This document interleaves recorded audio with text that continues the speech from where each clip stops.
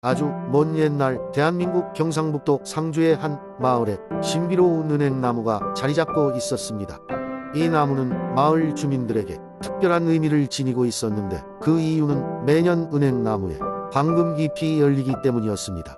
전설에 따르면 이 은행나무에 손을 대면 마음속 깊숙한 소망이 이루어진다고 했습니다. 마을 사람들은 은행나무를 보호하고 그 주위를 신성하게 여겼습니다. 그 중에서도 특별히 나무를 아끼던 이는 아랑이라는 소녀였습니다. 아랑은 어린 시절 부모님을 잃고 할머니와 함께 살고 있었는데 은행나무 아래서 위로를 받곤 했습니다. 그녀는 늘 은행나무에게 꿈과 소망을 털어놓았습니다. 그러던 어느 날 마을에 한 낯선 여행자가 찾아왔습니다. 그의 이름은 칸이었고 그는 세계를 돌아다니며 신비로운 것들을 수집하고 다니는 사람이었습니다. 칸은 상주 마을의 은행나무에 대한 이야기를 듣고 매우 흥미롭게 생각했습니다. 칸은 은행나무의 비밀을 풀 수 있다면 대단한 부를 얻을 수 있을 것이라 기대했습니다. 그래서 그는 사람들에게 자신이 은행나무에 대한 깊은 지식을 가졌다고 구슬리며 나무의 비밀을 밝히려 노력했습니다. 하지만 마을 사람들은 칸의 제안을 거절했고 나무를 지키려 했습니다. 하지만 칸은 포기하지 않았습니다. 어느 날 밤 그는 몰래 은행나무를 찾아가 손을 대었습니다. 그러자 은행나무에서 황금빛이 번쩍이며 그의 손을 타고 온몸으로 퍼졌습니다. 처음에는 매혹적인 광경에 취해 있던 칸은 곧 이상함을 느꼈습니다. 그의 몸이 은행나무와 같은 나무로 변하기 시작한 것입니다. 그 순간 아랑은 꿈속에서 이상한 광경을 보았습니다. 은행나무가 위험에 처했고 누군가의 손길로부터 보호받기를 원했습니다. 아랑은 놀라 꿈에서 깨어나 곧장 은행나무로 달려갔습니다. 그곳엔 이미 몸에 반 이상이 나무로 변신한 칸이 있었습니다. 아랑은 칸에게 달려가 나무에 대한 경외심과 자신의 소망을 전했습니다. 은행나무는 단순히 소유할 것이 아닙니다.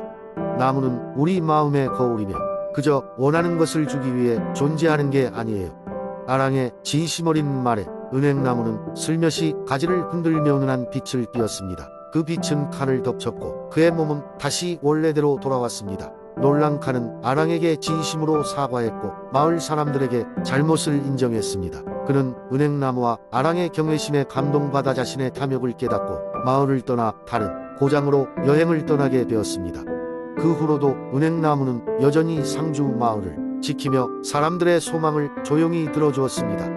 아랑은 그 나무 아래서 많은 계절을 보냈고 마을 사람들은 은행나무의 전설을 후손에게 전하며 나무를 아껴갔습니다. 이렇게 신비로운 은행나무는 상주 마을에 살아있는 전설이 되었고 오늘날에도 사람들은 그 나무가 아직도 마을을 지켜보고 있을 거라고 믿고 있습니다. 두 번째 이야기. 옛날 옛적 푸른 물결이 출렁이는 한국의 동해안의 는소라라는 작은 마을이 있었다.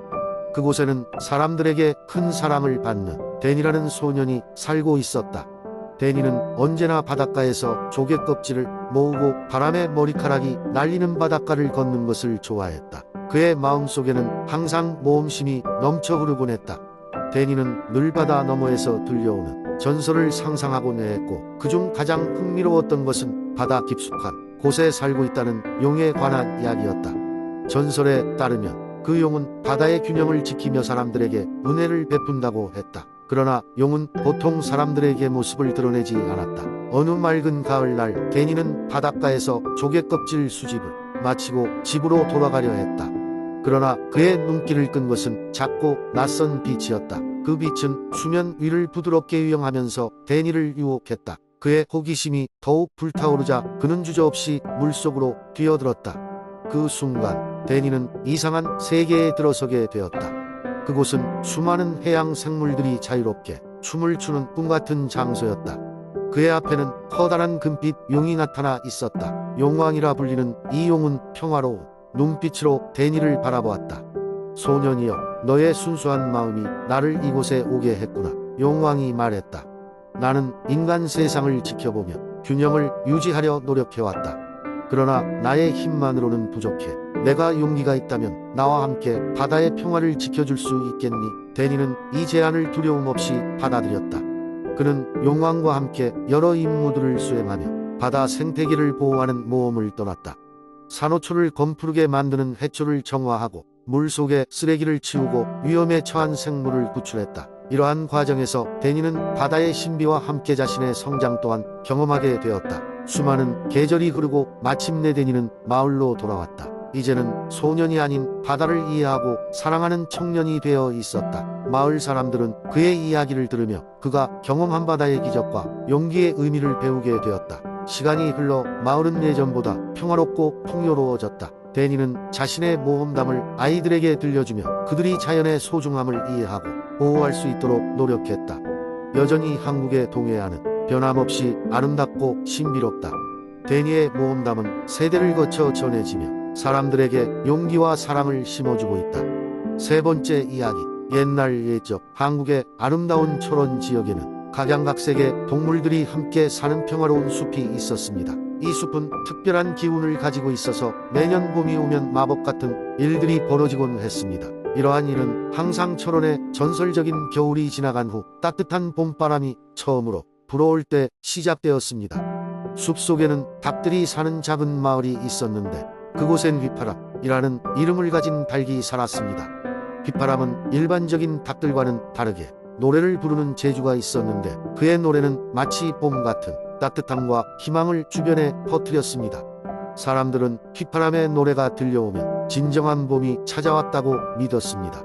그러던 어느 해 겨울이 지나고 유독 추운 바람이 떠나지 않던 시기가 있었습니다. 숲속의 모든 동물들은 봄을 기다리며 무거운 마음으로 하루하루를 보냈습니다. 휘파람 역시 날이 풀리지 않는 것에 대한 걱정으로 노래를 잊어버린 듯 보였습니다. 그러던 중 숲의 제일 깊은 곳에 사는 지혜로운 거북 노을을 찾아가기로 결심했습니다. 노을은 숲의 모든 비밀을 알고 있다고 소문이 자자했기에 휘파람은 그에게 도움을 청하기로 한 것입니다. 긴 여정 끝에 노을을 마주한 휘파람은 자신이 노래를 잃었다고 고백했습니다. 노을은 잠시 생각에 잠기더니 휘파람에게 말했습니다. 바람에 실려오는 봄의 노래를 듣고 마음에 새겨보거라. 그 노래가 마음속에서 피어날 때 진정한 봄도 너를 따라오리라. 휘파람은 노을의 조언대로 매일 바람 소리를 들으며 마음을 가다듬었습니다.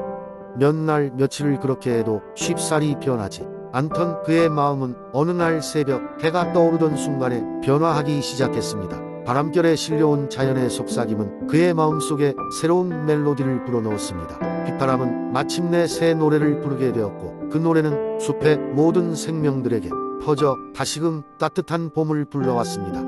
그의 노래소리를 들은 모든 동물과 사람들은 환호하며 기뻐했고 숲은 다시 활기를 되찾았습니다. 그리하여 철원 지역에서는 이 전설적인 이야기가 오랫동안 전해지며 매년 봄이 올 때마다 휘파람의 노래를 기다리고는 했답니다. 사람들은 그 노래에 귀 기울이며 매년 새로운 봄의 시작과 따뜻한 변화를 맞이할 수 있었지요.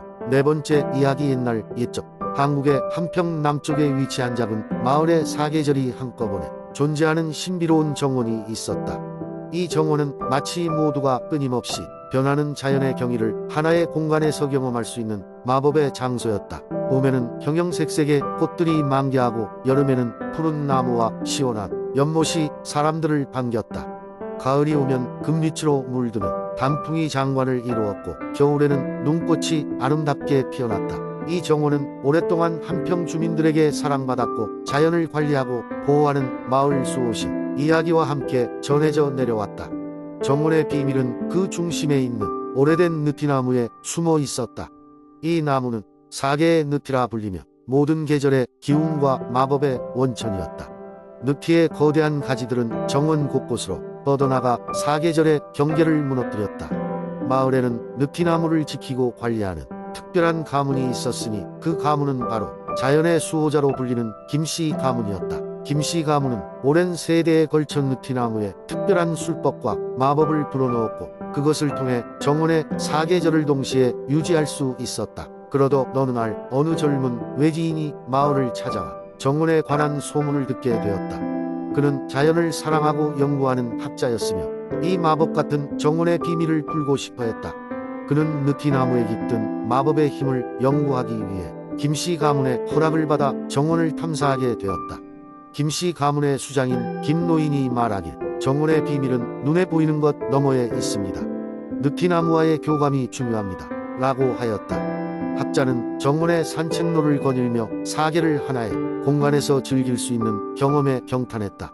그는 느티나무 앞에 앉아 그것과 대화를 시도했다. 며칠간의 묵묵한 연구 끝에 그는 밤하늘을 보고 있을 때 느티나무에서 한 줄기 빛이 빛나며 속삭이는 소리를 들었다. 자연을 존중하고 사랑하는 자여, 나의 이치를 깨달았는가? 학자는 느티나무의 속삭임을 듣고 자신이 이곳에 온 이유와 자연에 대한 자신의 사랑을 진심으로 이야기했다.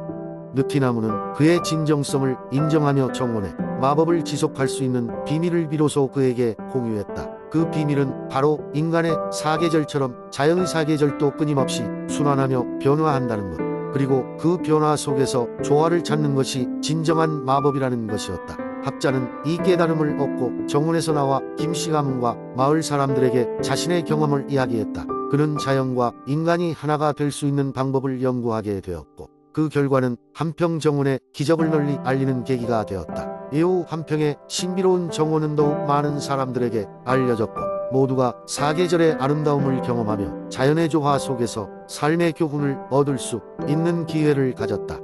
마을 사람들은 계속해서 정원을 돌보고 사랑하며 그 비밀을 후손들에게도 전수해 나갔다.